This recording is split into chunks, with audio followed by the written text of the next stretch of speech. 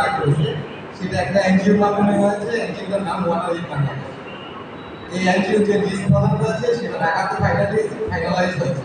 এই নিয়ে অলরেডি 3টে ইউনিয়নের নেতৃত্বের সাথে আমি কথা বলেছি, রামপুর ইউনিয়ন আর তর্কটন্ডি ইউনিয়নের সাথে।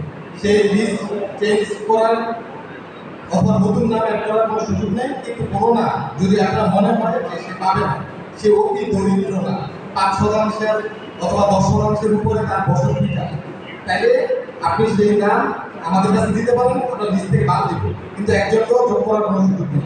হয়তো অন্য জেলায় অন্য কোনো ইউনিয়নে সেই লোকটা আবার অন্য একটা লোক 2-3 পাবে। ধন্যবাদ আপনাকে।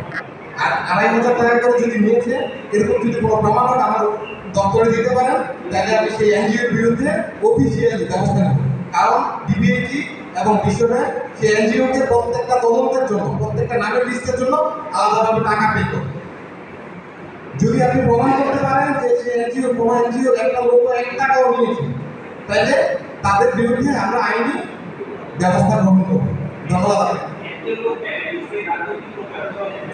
এখন স্থানীয় লোক নিয়েছে না নেয়নি, সেটা তো আপনি আমাকে প্রমাণ দিতে হবে। আপনি দাবি করেন, আপনারা প্রতিজ্ঞা করেন আপনারা দিবেন না। আপনারা পুলিশের এখানকার টাকা বরিশালের লোক চলে এসে নেয়, কুমিল্লা নোয়াখালী লোক চলে নেয়, এটা আপনারাই নিয়েছেন। তারাও দেখতে আপনাদের মতো ছিলেন।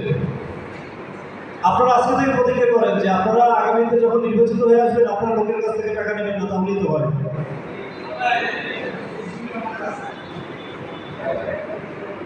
তাছাড়া আপনারা চাইলে যারা টাকা নিয়েছে তাদের বিরুদ্ধে আইনি ব্যবস্থা নেন।